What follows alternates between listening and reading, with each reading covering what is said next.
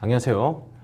1차 그리고 동차 준비하시는 노무사 수험생 여러분, 처음 인사드리겠습니다. 박원철 노무사라고 합니다.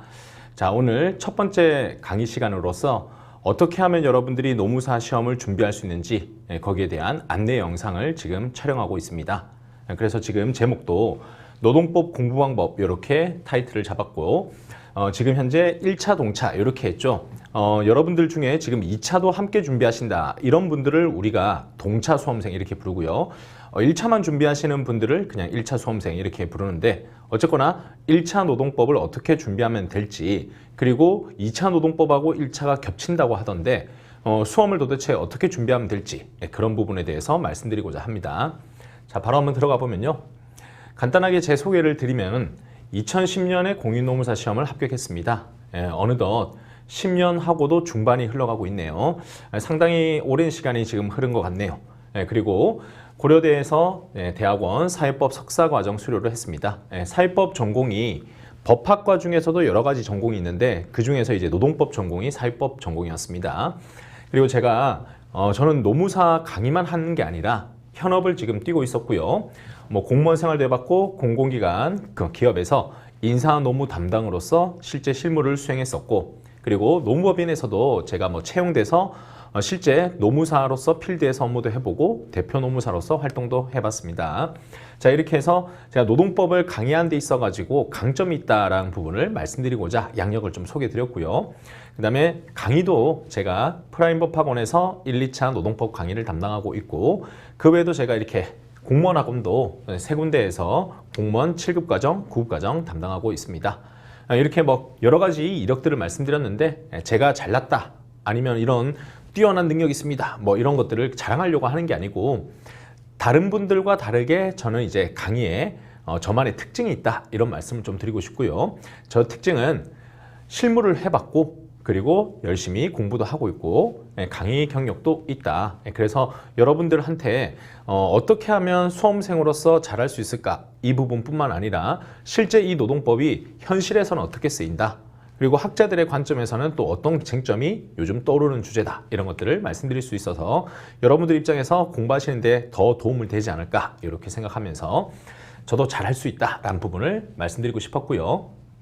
자, 이제 본격적으로 여러분들 공부 방법에 대해서 말씀드리고자 합니다. 자, 첫 번째가 노무사 시험의 특징이라고 돼 있죠.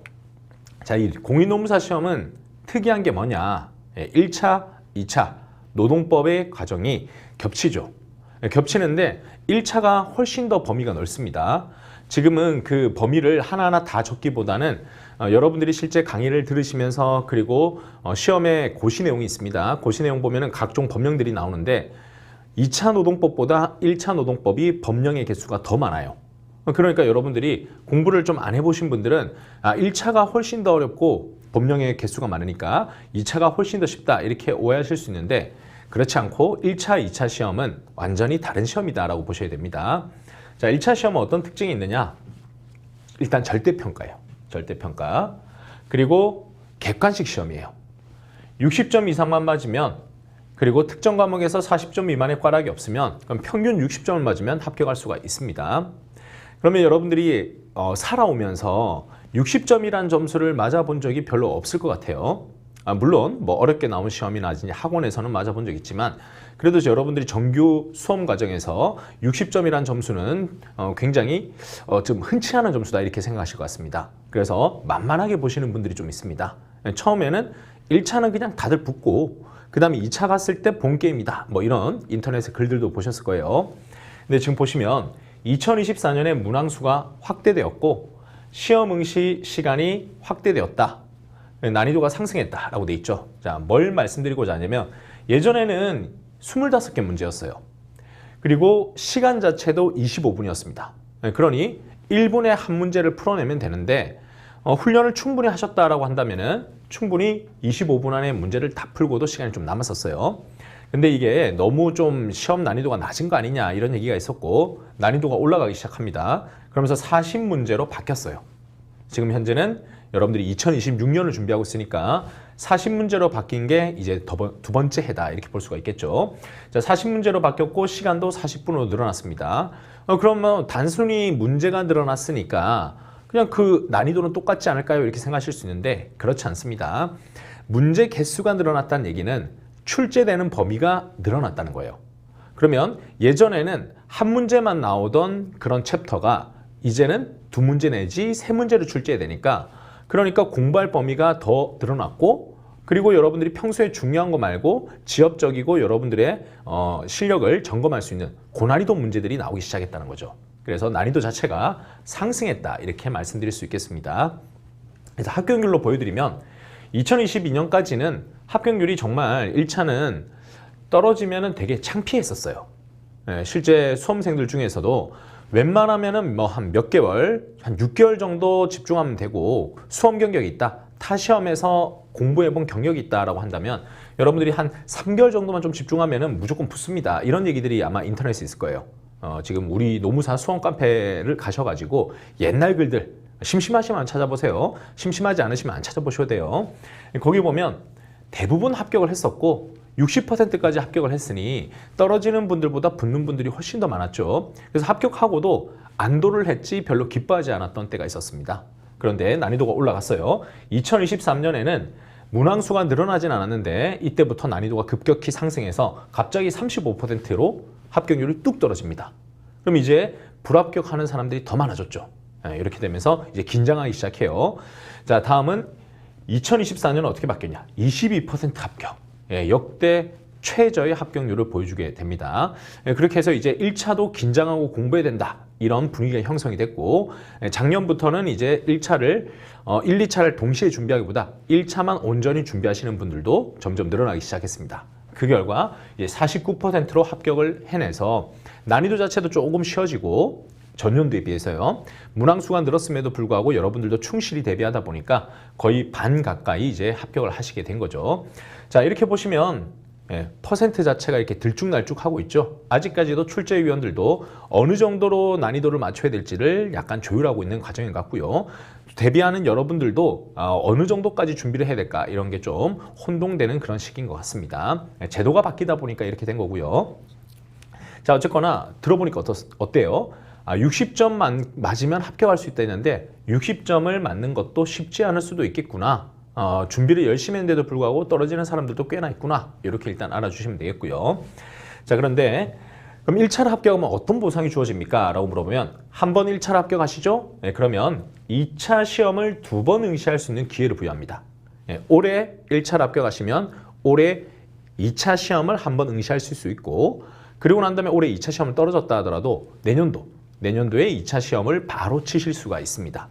그러니 1차를 못 붙으면 2차를 응시할 수 있는 자격 자체가 없어지겠죠. 그래서 1차는 약간 그 예선전이고 그 다음에 본선이 2차다, 이렇게 얘기들을 했던 거죠. 자, 그리고 더 가시면요, 우리 노무사 시험에 최종 합격률을 떨어뜨린 것, 그게 하나가 요 부분입니다. 자, 날짜 보이시죠? 2025년 기준으로 5월 달에 1차 시험이 있었고요. 그러고 난 다음에 8월 달에 2차 시험이 있어요. 그러면 1차 시험과 2차 시험의 간격이 굉장히 좁다라는 게 보이시죠? 그래서 동차 합격, 이것도 수험 카페에서 나오는 용어인데 1차와 2차를 한 번에 합격을 해내는 걸 우리가 동차 합격 이렇게 부릅니다. 그리고 만약 1차는 붙었는데 2차는 올해 떨어졌고 내년도에 붙었다, 이러면은 수험 카페에서는 이런 분들을 유예생 이렇게 부릅니다.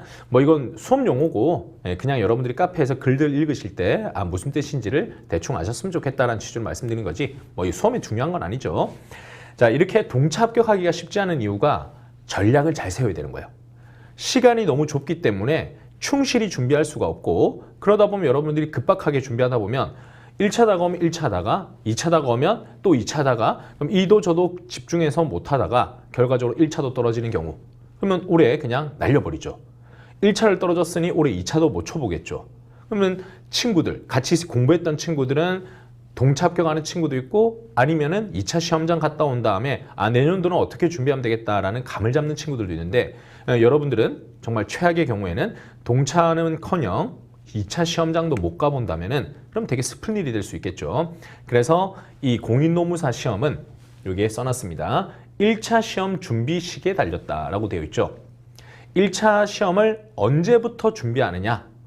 거기에 맞춰 가지고 여러분들의 수험의 전략이 달라지고 그리고 합격의 확률이 달라질 수 있다. 이렇게 말씀드릴 수가 있겠습니다. 자, 1차 시험이 2차 시험에 영향을 주는 일정 이렇게 됐고 이 간격은 늘 좀 왔다 갔다 합니다. 1차 시험 같은 경우에 5월 한 셋째 주, 넷째 주 이 정도에 치고 2차 시험 같은 경우에는 9월로 넘어가는 경우도 있지만 8월 말로 오는 경우도 있어요. 그래서 날짜는 일정하진 않고 대략 이 정도 늦은 봄 중간, 그 다음에 여름의 거의 끝자락 이렇게 됐을 때 시험을 보다 보니까 간격은 되게 좁다 이렇게 보시면 되겠습니다.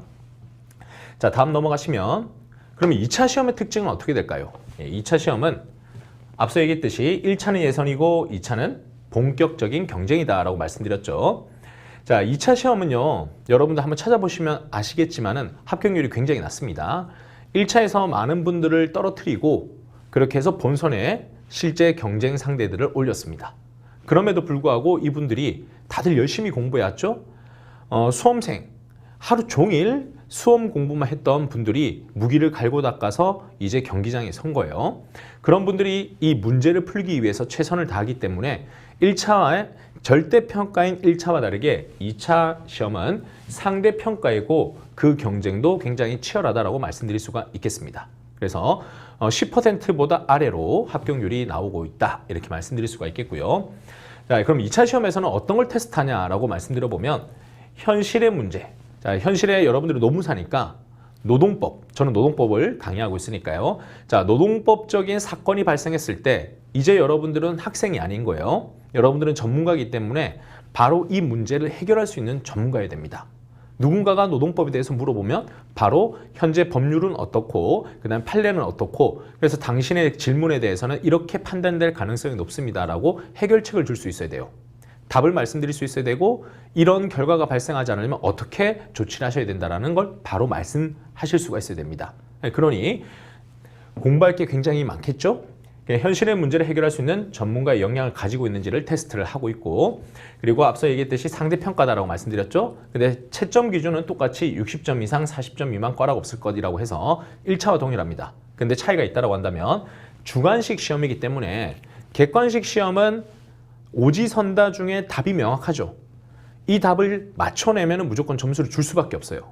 그런데 이 답을 어떻게 맞췄습니까? 라고 물어봤을 때 여러분들이 5개 중에 2개 정도 제끼고 나머지는 찍었습니다. 그래도 여러분들은 합격하는 거예요. 1차는. 근데 2차는요. 그렇게 할 수가 없다는 거예요. 2차는 주관식 시험이기 때문에 여러분들이 거기 물음에 대해서 글로 답을 써야 됩니다. 그러면 정확하게 아는 사람과 정확하게 알지 못하는 사람의 글은 확실히 자신감이라든지 표현이라든지 이런 것들의 구체성이 달라질 수밖에 없겠죠. 그래서 주관식 시험이고 그럼 어느 정도까지 써야 됩니까? 이렇게 물어보시면은 지금은 공부방법론 특강이기 때문에 제가 구구절절하게 답안지를 갖고 오진 않았어요. 그거는 다음번 특강 때 제가 어떻게 답안지를 구성한다는 걸 한번 보여드리도록 할 거고 지금은 대략적으로 말씀드려보면 여러분들이 좀 감으로 대학교 생활들을 해보셨을 거니까 대학교를 좀 기준으로 말씀드려보면 학점으로 A뿔 그 과에서 그 시험을 치르는 사람 중에서 상대평가를 했을 때 뭐 A뿔을 주는 사람은 상위 10%만 준다 이렇게 가정했을 때요 그 정도 안에 들어갈 수 있어야 60점을 받는다 이렇게 보시면 되겠습니다. 그래서 60점이라는 게 생각보다 굉장히 받기 힘든 점수고요 60점 맞았다라는 얘기는 실제 우리가 배우는 수험서에 있는 내용들을 거의 대부분 유사하게 유사하다는 얘기는 50% 정도의 정확률이 아니라 한 80% 가까이는 현출을 해냈다 이런 취지입니다. 그럼 거의 뭐 인간 복사기처럼 글을 써야 되느냐? 인간 복사기처럼 글을 쓰면서도 요약 정리하는 능력까지 갖춰야 되니까 그러니까 같은 텍스트를 계속 반복해가지고 여러분의 지식으로 흡수할 수 있어야 된다 이렇게 말씀드릴 수가 있겠고요. 지금은 말씀만 들어도 도대체 어떤 정도인지는 감이 안 오실 거예요. 이런 건 지금은 추상적으로 그냥 느끼시고 공부하면서 대략 어느 정도까지 올라가야 되는지는 느껴보시면 좋겠어요. 자, 그리고 그런 답안지를 짧게 한 2줄, 3줄 쓰는 게 아닙니다. 소 논문이라 돼 있죠. 이 소자는 작을 소, 적을 소, 아니면 작은 소 이렇게 해서 논문 자체 중에서도 작은 논문이다라고 말씀을 드릴 수 있겠고 그럼 논문 읽어보신 분들 아시죠? 뭐 서론, 본론, 결론 이렇게 해서 그 내용에 대해서 글이 좀 굉장히 많이 나오고 있죠. 설명하는 것도 있고 그 다음에 어떤 걸 인용하는 것도 있고 거기에 맞춰서 여러분들의 결론을 낼 수 있어야 되겠죠. 그런 글을 쓸 수 있어야 됩니다. 그러니 답안 작성하는 것도 이게 만만치가 않구나 이렇게 좀 생각해 주시면 좋겠습니다. 그리고 이게 한번 정리해서 논문을 제출하고 끝이 아니고 시험장에 가는 그날까지 여러분들이 계속적으로 암기를 해주셔야 돼요. 근데 공부해 보시면 아시겠지만 학창 시절에, 대학교 시절에 중간고사 치르고 나면 밤새서 열심히 공부해서 중간고사 치르고 나면 그러고 난 다음에 기말고사 칠 때는 그게 떠오릅니까? 다 초기화 되지 않습니까? 네, 우리는 이런 식으로 공부를 해왔습니다. 쌓아 올려가지고 시험을 치고 나면 다시 초기화되고 또 쌓아 올려서 시험 치고 나면 또 초기화되고 그래도 학점 받고 졸업하는데 문제가 없었습니다. 근데 이제는 그렇지 않아요. 여러분들이 노동법을 열심히 배워가지고 오늘은 이 문제를 해결할 수 있어요. 근데 내일은 해결할 수 없어요. 그러면 이건 전문가가 아니죠. 누군가의 대리인으로서 누군가의 권리를 지키기 위해서 여러분들이 활동하셔야 되는데 이렇게 실력이 없다라고 한다면 국가에서 여러분들의 자격을 인정해 줄 수가 없게 되겠죠. 그렇기 때문에 계속적으로 여러분들은 암기를 해줘야 돼요.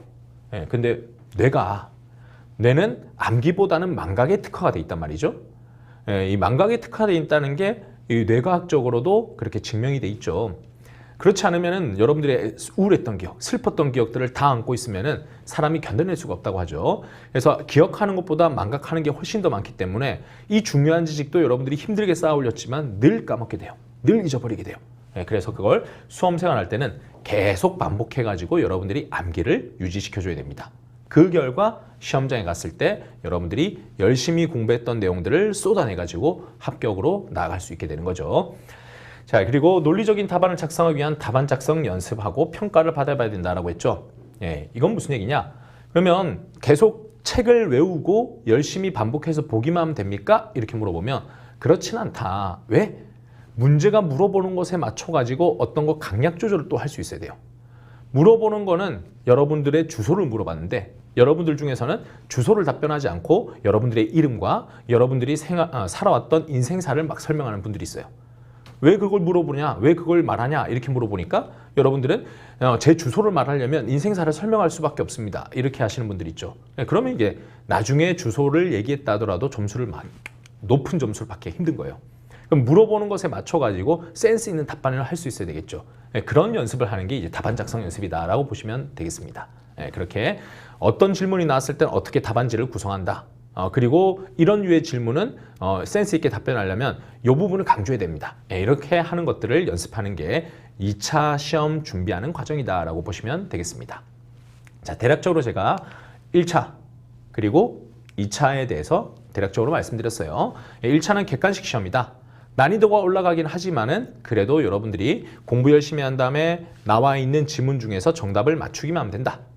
객관식 시험이다. 2차 시험은요, 주관식 시험이다.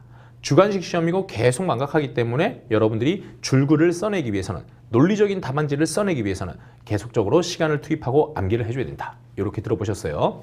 자, 그러면 1차가 어려워 보이세요? 2차가 어려워 보이세요? 네, 2차가 훨씬 더 많은 시간을 요하고 어렵다라고 말씀드릴 수가 있겠습니다. 실제로도 이게 본격적인 경쟁이고요. 그러면 여러분들이 이 노무사 시험을 합격하기 위해서는 어떻게 준비해야 될까요? 자, 이게 잘 보이실지 모르겠어요. 색깔이 지금 제가 노트북으로 작업할 때는 참 잘 보였는데 여러분들은 좀 뿌옇게 보일 것 같아요. 제가 읽어드리면 자, 7월, 8월 이게 달력에 있는 월이에요. 9월, 10월, 11월, 12월 이렇게 1년이 흘렀고요. 그다음에 1월, 2월, 3월, 4월, 5월, 6월, 7월, 8월 이렇게 되는 달력상의 월력을 지금 제가 써놨습니다. 그럼 우리 2차 시험의 강의가 어떻게 진행되는지를 보여드리는 거예요. 자, 대략적으로 9월 달부터 GS 연기라고 하는 과정이 시작됩니다. 그럼 GS 연기가 뭐냐? GS의 원래 약자는 그룹 스터디의 약자예요. 그런데 그룹 스터디로 운영하진 않아요. 그냥 강의의 순환이다라고 보시면 되겠고, 똑같은 내용을 영순환이라고 했을 때는 이제 예비순환 뭐 이렇게 부르기도 하는데 맨 처음에 이론 강의다라고 보시면 돼요. 자, 1기, GS 1기 또는 1기 이렇게 얘기하는데 이 강의도 이론 강의다라고 보시면 돼요. 그럼 같은 내용을 어떻게 하느냐? 대학교 시절에는 한 과목을 3학점짜리 한 과목이다라는 거를 여러분들이 재수강하지 않는 이상은 한 번만 듣고 그냥 끝낼 거예요. 근데 요거는 대략적으로 이해하면 되고 시험만 잘 보면 되죠. 근데 우리는 그게 아니라 그랬죠. 이 노동법을 이해만 하면 되는 게 아니라 이걸 암기까지 하셔야 되고 그리고 글을 잘 쓸 수 있는 데까지 수준이 올라가야 돼요. 그러려면 내용을 완벽하게 알 수 있도록 연습을 해야 되겠죠. 그래서 같은 내용을 처음에는 좀 설렁설렁 하면서도 약간 좀 시간적 여유를 두고 이해를 위주로 하는 강의들을 쭉 진행을 하고요. 다음에 1순환 때는 또 한 번 더 집중해가지고 이론 강의를 또 하는 겁니다. 자, 이렇게 해서 꼼꼼하게 이론을 들었다라고 한다면은 그러면 GS 2순환. 여기서부터 이제 글씨가 좀 커지는 게 느껴지실 텐데 2순환 그리고 3순환이라고 하는 이 과정에서는 뭘 하느냐? 일단은 기본 이론이라고 일단 써놓고요. 이론 강의. 자, 이때부터는 모의고사 과정이에요. 자, 앞서 제가 말씀드릴 때 이해했고 암기했으면은 답안지를 써야 된다고 말씀드렸죠. 답안지를 쓰는 것도 중요하다. 왜? 열심히 암기하고 나면은 물어보는 것에 대한 답변을 하는 센스를 갖춰야 되는데 그렇지 않은 경우가 있다. 그리고 내가 제대로 암기했는지를 체크해 봐야 된다라고 했죠. 그걸 하는 과정이 2순환, 3순환이라고 하는 겁니다. 그래서 2순환 때는 약간 좀 작은 양의 모의고사를 한번 쳐보고 3순환 때는요. 넓은 범위로 한번 쳐보면서 실전 테스트를 해보는 거예요. 이렇게 하면 여러분들이 충실하게 소화를 해냈다라고 한다면 시험장 갔을 때도 연습을 잘 하셨으니까 여러분 연습한 대로 실력이 나올 수가 있겠죠. 그러면 합격으로 나아갈 수 있는 과정이 이 2차 시험에 준비하는 학원의 과정이에요. 여기서 이제 여러분들이 2차만 준비하는 분들이 아니잖아요. 지금 이 특강을 듣고 계신 여러분들은 1차도 준비하시는 분들이잖아요. 그럼 도대체 1차를 언제 끼워서 진행을 해야 되냐? 이게 이제 문제인 거예요. 그래서 힘든 게, 동차 합격이 힘든 게 1년 내내 보니까 2차만 해도 바쁜데 1차는 언제 준비하고 그리고 1차, 2차 병행은 어떻게 해야 되나요? 이걸 힘들어 하신단 말이에요. 네, 실제로도 2차 강의를 한번 들어보시면 2차 강의 자체는 시간 자체는 분명히 여러분한테 여유를 줍니다. 뭐 예를 한번 들어보면 저는 주말 강의를 하니까 주말반에 일요일에 아침 9시 30분부터 저녁 6시까지 강의를 해요. 그러면 퇴근, 자 6시 이후에는 여러분들이 복습할 시간이 있죠? 주말반 강의를 들으면 주중에는 여러분들이 학습할 수 있는 시간이 있습니다. 그럼 학습할 수 있는 시간이 있으니까 여러분 생각에는 학교를 한 일주일에 2번만 가. 학점은 한 16학점 내지 18학점 정도 들었어. 그러면 나머지 시간은 여유롭다라고 한다면은 충분히 합격할 수 있지 않을까요? 이렇게 생각하시는데 배웠던 내용이 그냥 설렁설렁 보면 안 되고 암기를 해야 되니까 생각보다 일주일 내내 공부를 해도 다음 주에 와서 조그만 복습 퀴즈를 풀어보면 잘 안 써지는 걸 느끼시는 거예요. 그러니까 이걸 그냥 대충 공부하면 안 되는구나. 하루 종일 공부해야 되는구나. 이렇게 느끼시게 되고 그럼 2차 공부만 열심히 합니다. 그래도 여유가 날 줄 알았는데 여유가 안 나요. 암기라고 하는 건 끝이 없기 때문에. 앞서 얘기했었죠? 망각이 계속된다. 오늘 외웠는데 다음날 보면은 또 까먹고 있고 그러면 저번 주 강의는요? 저저번 주 거는요? 그렇게 되니까 여러분들이 공부하면서도 굉장히 불안감에 시달립니다. 이 상황에서 다시 1차도 하셔야 돼요 라고 하면 1차는 언제 하고 2차는 언제 하지? 라고 하면서 욕심이 많은 사람일수록 이 과정에 스텝이 꼬이게 되는 거예요. 그러면서 이제 한숨이 늘어나게 됩니다. 1차 하면서 2차 걱정하고 2차 하면서 1차 걱정하고 이렇게 되니까 온전하게 집중해서 공부하는 게 아니라 어느 순간 보면 그냥 이렇게 괴롭게 사느니 1차만 오래 할까?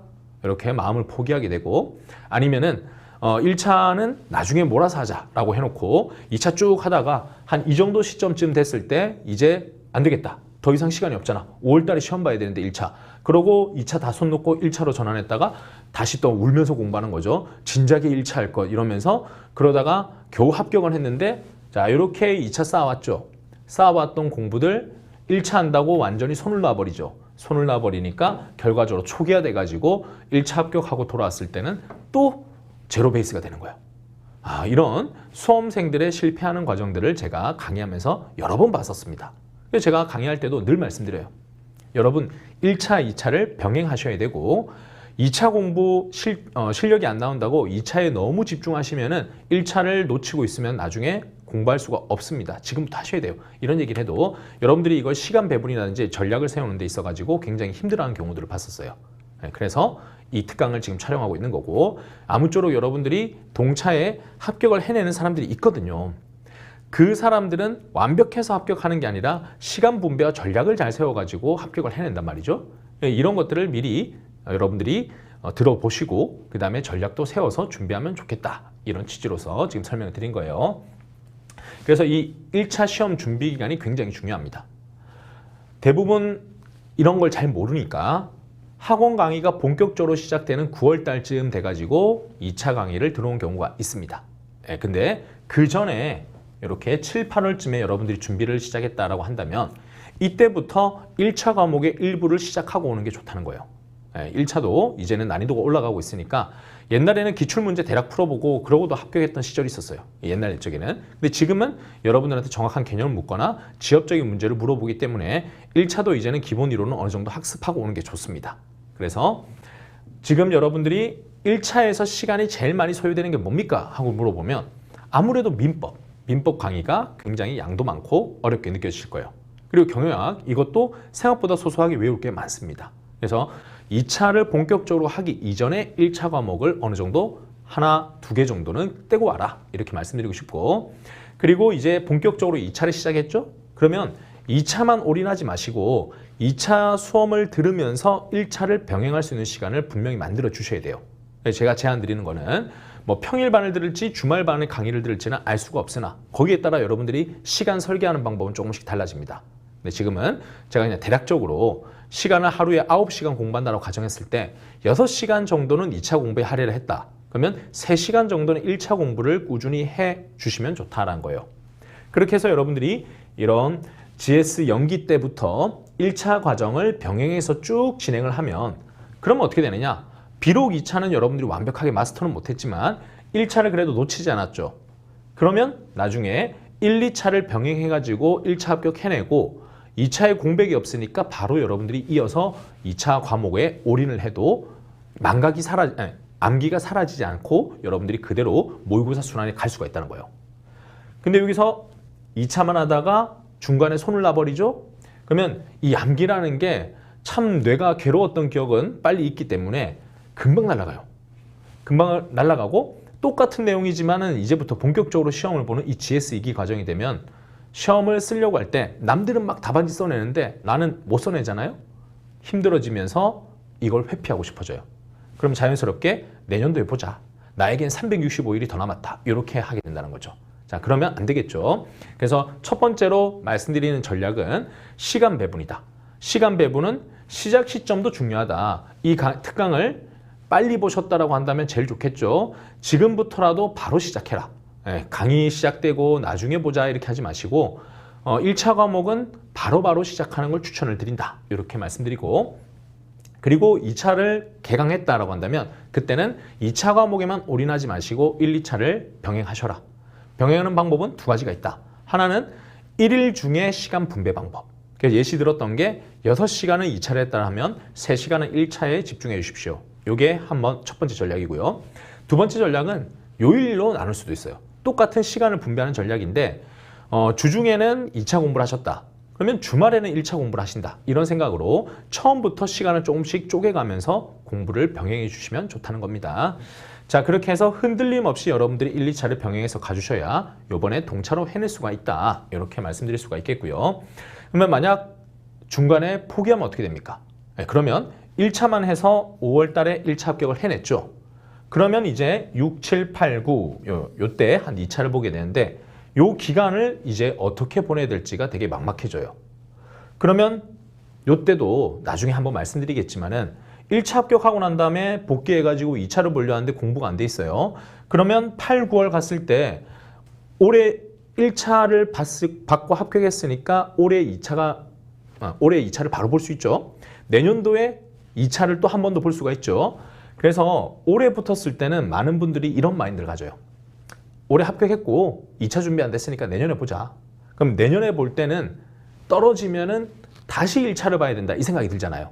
자, 2026년에 1차 합격, 2026년 2차는 준비 안 했음, 패스. 2027년이 됐어요. 그때는 1차 합격을 한 상태니까 시험을 보면 돼요. 근데 시험 공부를 쭉 하다 보니까 갑자기 이 생각이 듭니다. 2027년에 2차를 합격을 못 해내면 2028년에 또 1차와 2차를 같이 해야 돼. 해낼 수 있을까? 1차 혹시 못 붙으면 다시 처음부터 해야 되는데 그럼 벌써 내 나이 몇 살이고 나는 그러면 몇 번째 노무사 시험을 준비하고 있는 거지? 이런 생각하면서 또 여러분들이 막막해지는 거예요. 이 멘탈이 흔들리면 안 되거든요. 나는 무조건 붙는다. 그리고 내 전략은 괜찮아. 흔들림 없이 가면 합격할 수 있어 이렇게 생각을 해야 되는데 그게 명확한 증거가 없는 이상은 사람은 늘 불안감에 시달릴 수밖에 없단 말이에요. 그래서 여러분들이 주어진 시간에서는 하나도 낭비하지 않고 무조건 최선을 다해 주셔야 돼요. 그래서 만약 1차만 준비해서 5월 달에 합격을 했다. 만약 지금 이 강의를 늦게 보셔가지고 그래서 여러분들이 준비 자체가 뭐 한 1, 2월에 준비하셔가지고 이제 1차밖에 못한다. 그럼 1차 빨리 해서 합격해야죠. 하고 난 다음에 6, 7, 8, 9 이때 놀면 안 돼요. 놀면 안 되고 학원 강의 중에 동차방 강의 이런 강의들이 있어요. 그런 강의를 합격 무관하게 공부를 빨리 스타트를 끊어준다는 생각으로 공부를 또 해주셔야 되는 거예요. 1차를 하다가 중간에 놓친 분들 1차를 안 하고 중간에 2차를 뒤늦게 시작한 분들 둘 다 똑같이 무조건 2차를 이번에 봐야 된다는 거예요. 그렇게 해서 여러분들이 한 번이라도 시험장 가보고 암기를 바로바로 시작을 해줘야 그래야 여러분들이 이 남는 시간을 조금이라도 아껴서 합격률을 높일 수가 있다. 이렇게 말씀드리고 이 여러 가지를 말씀드렸어요 지금. 그래서 지금 시기가 요 시점에 시작한 분, 뒤에 시작한 분 이렇게 크게 나눌 수 있겠고 빨리 시작한 분들은 다시 한번 정리를 해보면 1차 과목을 바로 시작을 해라. 기다리지 말고 바로 해라.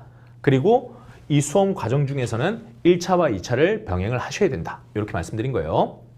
자, 공부를 하다가 도저히 안 되겠다. 나는 1차 올인할래요. 올해. 아니면 늦게 이 특강을 보고 1차를 할 수밖에 없는 과정에 있다. 그러면 1차는 무조건 집중해서 붙으셔야 된다. 그 다음은요. 그 다음은 남는 시간에 올해는 글러먹었다라고 놀지 마시고 바로 어떻게든 한 과목이든 두 과목이라도 붙잡고 2차를 무조건 보셔라. 이렇게 말씀드린 겁니다. 자, 다음에 1차 노동법의 이제 학습 방법을 말씀드려보면 전반적인 노무사 수험에 대한 학습 방법을 좀 말씀드렸고 이제 노동법을 집중해서 말씀드려 볼게요. 자, 노무사의 이 노동법 과목은 1차에도 나오고 2차에도 나오죠. 그러다 보니까 1차 공부를 해두면 당연히 2차에도 써먹을 수가 있어요. 1차 과목이 훨씬 더 범위가 넓고 2차 과목이 더 좁기 때문에 여러분들이 1차 때 열심히 강의를 수강했다라고 하면 2차 때 완전 새롭진 않아요. 들어봤던 내용이네. 알고 있는 내용이야. 이렇게 느낌 오실 겁니다. 근데 제가 다시 한번 착각을 깨트리는 말씀을 드려보면 용어가 비슷하고 내가 대략적으로 알고 있다 해가지고 글을 잘 쓰는 건 아니에요. 1차의 특징은 객관식은 지문이 다 주어지죠. 남들이 다 글을 써놨어요. 그럼 여러분들이 글을 읽어보다가 좀 이상한데? 아니 좀 아닌 것 같아. 이 정도의 감만 있으면 1차는 합격을 할 수 있어요.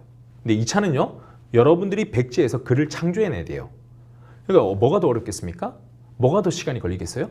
당연히 2차가 시간이 더 걸린다는 겁니다. 그래서 이 공부 방법의 차이를 잘 알고 있느냐 이게 되게 중요하고요. 그래서 객관식 시험은 1차의 공부 방법은 객관식 시험이고 시간을 아끼는 효율적인 학습을 해줘야 돼요. 어떻게 한다? 시험에 나올 부분 왜 문제가 출제되는지 암기할 내용과 이해할 부분의 구분이라고 돼 있죠. 자, 이걸 다시 한번 정리해보면 1차 노동법은 지문이 주어집니다. 그러니 여러분들이 감만 있으면 돼요. 그러니 일단 속도감 있게 가야 됩니다. 1차 과목을 천천히 듣고 그 내용을 외우겠다 생각하면서 집중해서 읽는 게 아니라 어떤 표현이 나오면 오답이 되고 어떻게 문제를 꼬아서 내는지가 중요한 거예요. 그러니까 기본 이론을 듣고 복습도 천천히 꼼꼼하게 읽어보고 이렇게 하실 게 아니라 속도감 있게 일단 빨리 진행한다. 이렇게 생각해 주시고요. 시험에 나올 부분을 기본 이론 문제풀이 강의 할 때 보면 그 부분 위주로 강의를 해요. 그럼 또 공부하시다 보면 이런 생각하거든요. 교재 안에는 있는데 그냥 넘어가는 경우가 있어. 그럼 그런 것들을 또 혼자서 공부해보겠다 하시는 분들이 있어요. 그러면 나중에 노무사 되고 나면 다 써먹겠지 이런 생각으로 강의하는 내용보다 더 넓게 공부하려는 분들이 있다는 거죠. 그러시지 마시고 일단 여러분들은 목표를 뭘로 잡아야 된다? 최종 합격. 그럼 시간과의 싸움이니까 남들보다 시간을 더 효율적으로 써가지고 일단 붙고 나중에 여러분들의 이상향인 공부를 하자 이렇게 생각하시면서 시험 나올 부분 기본 이론 강의 위주로 해서 여러분들이 따라가 주시면 좋아요. 자, 그리고 문제도 여러분들이 그냥 풀고 틀리지 마시고 맞췄다 하더라도 찍어서 맞춘 문제가 있고 그런데 열심히 풀었는데 여러분들이 이해를 잘못한 부분이 있죠. 그래서 이거는 문제를 맞춰냈다, 문제를 풀어냈다가 중요한 게 아니고 왜가 중요해요. 왜? 객관식 문제에서는 왜? 그렇게 해서 여러분들이 문제를 나는 이거 맞다고 봤는데 틀렸어. 그럼 왜 맞다고 생각했는지를 여러분 스스로 분석할 수 있어야 되고 틀렸으면 어떤 부분에서 내가 낚였다라고 하는 것들을 여러분이 설명할 수 있어야 됩니다. 그래서 저는 추천드리는 방법이 이게 생각하기 쉽지 않거든요. 그래서 객관식 문제를 풀 때는 오지선답 문제 중에 정답만 찍지 마시고 모든 지문을 OX를 할 수 있어야 된다. 그리고 X라고 했을 때 이 지문이 틀렸다고 할 때 어떤 부분에서 틀렸다는 부분을 정확하게 찍어낼 수 있어야 된다. 그러면 여러분들이 무조건 붙도록 되어 있습니다. 자, 그리고 암기할 내용과 이해할 부분의 구분이라고 되어 있는데 이것도 1차에서는요. 대략적으로 어떤 단어 이게 무슨 말이다 하면은 넘어가면 되는 부분들이 있어요. 근데 1차에서 암기할 부분은 숫자 같은 것들이 있어요. 되게 우리가 이 본능적으로 내재되어 있습니다. 별거 아닌 것 같고 이거는 일생생활에 크게 중요해 보이지 않는데 뭐 위원회 구성 이런 거 있단 말이에요. 위원회 구성은 근로자위원, 사용자위원, 공익위원 9명으로 구성한다 이런 것들요.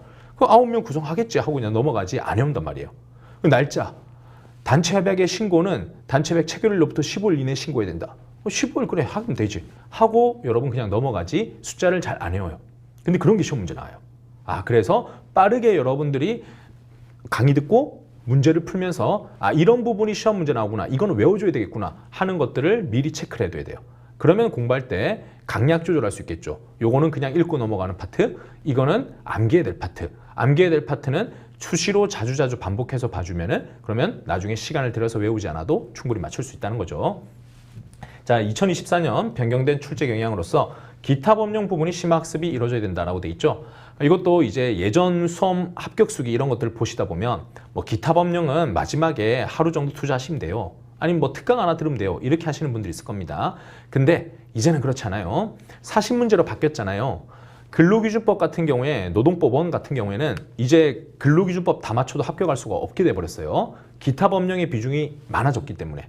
노조법은 아직까지 노동법 2 같은 경우에는 노조법 비중이 더 많긴 해요. 하지만 기타 법령이 예전에는 한 법령당 한 문제 이렇게 나왔고 심지어 안 나오게 됐었어요. 근데 지금은 기타 법령에서 한 문제가 아니라 3문제 이렇게 출제가 되니까 한 문제 맞추고 2문제 틀려버리면은 결국 틀리는 문제들이 누적되다 보면 여러분들이 60점을 채 받기가 어려울 수 있다는 거죠.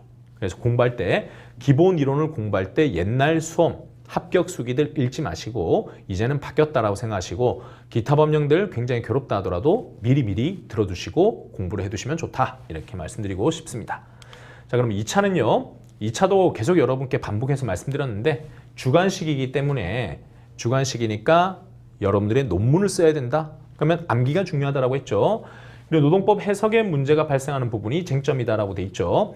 이 2차는 범위가 좁지만은 훨씬 더 깊이 있게 공부를 해야 됩니다. 그래서 1차, 2차 노동법이 표현은 비슷해 보이고 같은 내용을 다루고 있지만은 공부 방법이 달라야 돼요. 공부 방법이 빠르게 스위치가 될 수 있어야 돼요. 그러니까 공부하는 시간을 2차 공부하면 1차 커버됩니다 라고 하는 얘기가 옛날에는 어느 정도 맞았습니다. 근데 지금은 2차 공부한다고 1차가 다 커버되지 않아요. 특히나 2차는 근기법과 노조법 위주로 하거든요. 근기법, 노조법 위주로 공부했는데 1차에서는 근기법, 노조법 다 맞춘다 하더라도 못 붙을 수 있다고 말씀드렸죠. 그러니까 범위도 그렇고 문제를 대하는 방식도 다르기 때문에 따로 공부 시간을 잡고 해주셔야 된다. 이렇게 말씀드리고 싶고 정확한 의미를 파악하고 문제 해결에 필요한 이론과 판례 작성을 암기를 해줘야 되기 때문에 2차는 열심히 판례 문장을 읽으시고 이해를 하고 그리고 내가 글을 쓸 수 있기 위한 암기들을 해줘야 됩니다. 이거 방법이 다르다는 점을 숙지하시고 실제 체험하면서 공부하면서 이렇게 감을 잡아야 되겠구나 하는 것들을 빨리 느껴보시면 좋습니다. 자, 현실 해석에 맞춘 문제 해결 능력. 이것도 아까 계속 말씀드렸어요. 그냥 암기한다고 끝나는 게 아니라 이 암기한 내용을 대입해서 현재 우리 판례, 현재 법조문에 따른 현실의 문제 해결 능력을 갖춰야 된다. 그것도 이제 답안지 쓰는 연습들 하면서 익혀야 되기 때문에 요 공부가 완전히 다르다. 이 감을 익히시고 일단 한번 시작을 해봐라. 백날 방법을 들어봤자 제가 생각하고 말씀드린 거하고 여러분이 체감하시는 게 좀 다를 겁니다. 그래서 공부는 빠르게 한번 시작해보시고 나에게 맞는 방법을 익혀보는 거를 추천을 드려요. 자, 그러면 이제 1차, 우리가 동차 그리고 1차 준비하시는 분들을 위한 그런 소개 특강이었으니까요. 1차에 좀 더 집중해서 강의 커리큘럼을 말씀드려 보겠습니다. 1차 강의는 기본이론, 객관식 문제풀이, 최종 정리 특강 이렇게 구성이 되어 있고요. 모의고사는 없나요? 하고 물어보시는데 모의고사는 진행을 하긴 하는데요. 필수는 아니에요. 모의고사는 학원 모의고사를 뭐 1회 내지 2회 정도 진행하는데 이 모의고사는 그냥 실력 점검용이고 실제로 모의고사를 반드시 응시해라 이렇게 추천드리진 않습니다. 제일 중요한 건 어떤 것이냐? 기본 이론이 제일 중요해요. 기본 이론 때 여러분들이 충실히 따라오고 법조문의 그 단어 차이, 그 다음에 이 내용은 암기하고 이해해줘야 됩니다 하는 구분들을 충실히 따라왔다라고 한다면 그러면 여러분들이 합격하기에는 50% 넘는 실력은 분명히 갖춘다라고 말씀드리고 싶어요. 근데 이제 객관식 문제풀이도 여러분들이 강의를 수강해도 좋고 이거는 꼭 수강하지 않아도 되지만 수강을 추천드리는 이유는 진도를 강제로 빼기 위해서. 그리고 여러분들이 문제를 또 풀다 보면 앞서 제가 추천드린 방법이 있었죠. 오지선답 문제 중에 모든 지문을 다 OX를 할 수 있어야 된다라고 말씀드렸는데 이게 또 사람인지라 왠지 어떤 지문을 맞추잖아요. 맞추면은 들떠가지고 그냥 넘어가게 돼요. 틀린 거는 해설 정도 읽어보는데 그것도 틀린 지문만 읽어보지 전체를 꼼꼼하게 보지 않습니다. 마음도 급하고 그 시간 아껴서 딴 거 하는 게 낫지 않나 이 생각 때문에요. 근데 객관식 문제풀이 강의는 그 부분을 이제 같이 이제 해설을 보는 거죠. 여러분이 생각한 지점과 말씀드리는 지점이 맞는지를 한번 살펴보는 거죠. 그렇게 해서 이제 강의를 통해 가지고 여러분들 실력을 점검하는 겁니다. 문제는 꼭 풀어보셔야 돼요. 객관식 문제가 기출로 구성되어 있는데 기출 문제니까 뭐 똑같이 패턴이 나오지 않을 거야 이렇게 생각하시면 안 되고 기출 문제를 가지고 예전에는 뒷부분에서 내용을 바꿨다면 다음번엔 앞부분의 내용을 바꾸고 그 내용을 표현을 바꾸고 이런 식으로 기출 지문을 계속 반복해 가지고 출제하는 경향이 있어요. 그 똑같은 부분에서 반복되는 게 한 60%, 나머지는 그 부분에서 조금 더 확장해 가지고 다른 데서 바꿔서 내는 게 약 20-30%. 그럼 기출문제만 여러분들이 완벽하게 정복해도 80%는 충분히 합격할 수 있다는 거죠. 80%라는 건 득점도 80점 정도 나올 수 있다는 얘기입니다. 최종 정리 특강은 우리 강의 스케줄이 좀 길지 않습니까? 그리고 지금 막 언론 기사들 보다 보면 이런 것들 나와요. 법이 곧 개정될 예정이다. 그리고 여러분 공부하고 있는 이 와중에도 새로운 판례들이 막 나오고 있습니다. 그러면 옛날에 기본 이론 들었는데 새로운 법조문이나 새로운 판례들이 반영 안 되겠죠. 그 내용들을 마지막에 모아가지고 최신 판례, 최신 조문 정리를 하고 그리고 여러분이 정말 암기하기 힘들어하는 파트 그런 것들을 중요도를 다시 한번 선별해가지고 정리하는 특강 그게 최종 정리 특강입니다. 자 이렇게 여러분들이 수강을 해주시면은 1차는 충분히 합격할 수 있다 이렇게 말씀드릴 수 있겠습니다. 자 이제 마무리로 정리를 해보겠습니다. 단기 합격을 위한 가장 중요한 요소는요. 앞서 제가 시작하는 시기도 중요하고 1, 2차 병행도 잘 해주셔야 되고 이런 얘기를 쭉 말씀드렸습니다. 그런데 공부를 하다 보면은 비슷한 얘기를 했었어요. 나도 모르게 합격에 대한 확신이 없다 보니까 그러다 보니까 불합격했을 때를 떠올리게 되고 그리고 공부하면서도 2차 공부를 하면서도 암기도 안 되고 1차를 하다 보니까 객관식 문제 계속 틀리고 이러다 보니까 나도 모르게 굉장히 조급해집니다. 그래서 페이스를 막 끌어올립니다. 이렇게 공부해서는 안 돼. 하루에 12시간을 하겠어. 근데 12시간 공부하고 그 다음날 한 3일 쉬어요. 너무 무리해서. 그러면 오히려 공부를 제대로 못 해내겠죠. 이 장기 마라톤 레이스이기 때문에 공부에 대한 시간을 너무 끌어올린 것도 좋지 않고요. 또 너무 여러분들이 마음 급하게 이거 했다가 저거 했다가 하는 것도 좋지 않습니다. 그렇게 어떤 게 조급한지에 대해서는 아마 여러분들이 지금 말씀드려도 쉽지가 않겠지만 감이 잘 안 오시겠지만 그래서 이거를 빨리 한번 여러분들이 공부를 시작해 보면서 나에게 맞는 스케줄, 나에게 맞는 스피드를 한번 체감해 보셔야 됩니다. 그러면서 계속 마음이 급해질 때마다 이 말을 계속 한번 떠올려 봤으면 좋겠습니다. 혹시나 내가 너무 급하게 결과를 얻으려고 하는 거 아닐까? 특히나 요즘은 여러분들이 즉각적으로 보상이 있는 시대죠. 흥미를 느끼고 싶다. 그러면 옛날에는 친구들을 모으고 놀이를 했었어야 된다면 지금은 여러분 뭐 하면 되죠? 여러분 옆에 있는 휴대폰을 켜가지고 유튜브를 보면 돼요. 여러분 옆에 있는 아니면 TV를 켜가지고 그냥 재밌는 영상을 보면 돼요. 바로 그럼 즉각적으로 도파민이 분비되지 않습니까? 이렇게 뭘 했으면 바로 결과가 나오는 시대에 여러분들이 살고 계십니다. 그러다 보니까 공부도 오늘 공부했으면 내일 결과가 나와야 된다 이렇게 생각들 하시는 거예요. 그렇지 않아요, 수험은. 그리고 이 고시라고 하는 시험은 그렇지 않습니다. 시간을 많이 쏟아 부었을 때 그리고 그 실력은 차츰차츰 올라가고 나중에 몇 개월이 지났을 때 돌이켜보면은 어느 순간 보면 나의 실력이 올라가 있어요. 그러니 절대 조급해하지 마시고 충분한 시간을 쏟아부어야 된다. 이렇게 말씀드리고 싶고 자, 다음은요. 주어진 시기에 꽉 채운 학습을 해야 된다라고 돼 있죠. 이것도 앞서 비슷한 얘기를 했었는데 시간이 이런 예시를 들었죠. 1차 합격하고 남는 시간에 논다. 그런 거 하시면 안 된다. 1차 합격하고 남는 시간에 올해 어차피 안 될 거니까라고 생각하고 놀지 마시고 이때 한 과목 내지 두 과목이라도 한번 해보겠다라는 생각으로 공부를 하셔야 돼요. 그리고 평소에는 이 슬럼프라는 게 옵니다. 좀 마음이 조급하다 보니까 공부가 안 되고 합격을 할 수 있을까라는 불안감이 들 때 어느 순간 여러분들이 손을 놓아버리고 놀게 됩니다.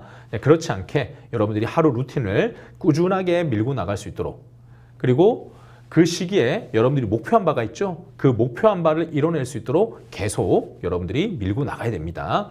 그래서 이건 나도 모르게 포기해버리거나 아니면 나도 모르게 한번 슬럼프에 와가지고 시간들을 날려버리는 거, 그런 일 없도록 하루를 잘 유지해 주셔라, 이런 말씀 드리고 싶고요. 자, 더 베스트 웨이가 아니라 더 베스트 핏이다, 이렇게 써놨는데 요거는 합격 수기를 가지고 좀 말씀드리고 싶어요. 여러분들이 이제 합격하고 싶다라는 생각 때문에 수험 카페 가셔가지고 동차 합격 이런 것들 막 뒤져보십니다. 그러면 거기서 어떤 사람이 했던 얘기들이 쭉 나옵니다. 그럼 보고 있으면은 이 사람이 했던 걸 따라하면 되겠다, 이렇게 생각하시는 경우가 있는데요. 이 합격생들의 공부 방법을 한번 합격 수기를 다 한번 읽어보세요. 다 읽어보면 누구도 동일하지 않습니다. 일어나는 시간, 하루에 공부한 시간, 들었던 강사, 그리고 뭐 그 순환마다 시기마다 했던 거, 그리고 개인적으로 가졌던 고민들, 그런 것들이 다 달라요. 심지어 썼던 펜들도 수험생들이 쓰는 펜들이 똑같을 것 같지만은 그 와중에도 조금씩 차이가 있고 그 사람마다의 배경들도 다 다르지 않습니까? 그렇기 때문에 이렇게만 하면 무조건 붙습니다 라는 건 없어요. 여러분에게 맞는 방법이 있다는 거예요. 그래서 제가 여러 번 말씀드렸죠. 일단 해보세요. 일단 해보시고 최적의 방법을 찾는다, 이렇게 하면 붙는다가 아니라 여러분한테 맞는 방법이 있을 겁니다. 공부하는 장소, 나는 개방형이 좋더라, 나는 폐쇄형이 좋더라, 나는 집이 낫더라, 이런 것들마다 다르겠죠. 나는 아침형 인간이다, 나는 오히려 저녁 먹고 난 이후에 공부하는 게 좋아, 나는 직장인이야, 그럼 나는 회식 말고 그 시간에, 아니 점심시간에 짬을 내서 공부하겠어, 이런 개인마다의 여유들이 다 다르겠죠.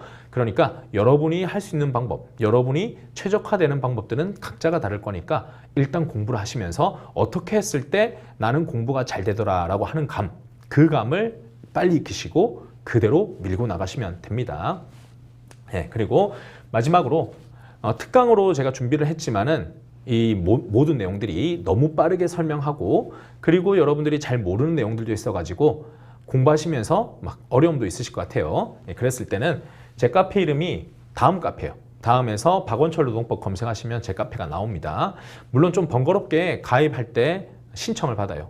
하도 스팸이신 분들이 많아가지고 와서 막 회원 정보 털어가지고 이상한 문자 보내고 해서 제가 가입 절차를 좀 두고 있습니다. 그건 좀 귀찮긴 한데 제 질문은 여기를 통해 가지고 상담이나 질문에 대한 답변을 드리고 있으니까 카페를 이용해 주시면 좋겠습니다. 자, 이렇게 해서 우리 공부 방법론에 대한 설명을 간단하게 드렸고요. 아무쪼록 여러분들 한번 각오를 하셨고 마음속으로 준비를 하셨으면은 결과를 충분히 잘 받으셨으면 좋겠습니다. 그리고 요거는 힘들고 괴로운 끝에 달성하는 것도 좋겠지만은 그러기 전에 여러분들이 목표한 시간 내에 달성하셔가지고 기분 좋게 여러분들의 인생을 바꿔보는 경험, 그 경험을 꼭 하셨으면 좋겠습니다. 자, 여러분들의 앞으로의 합격을 응원합니다. 감사합니다.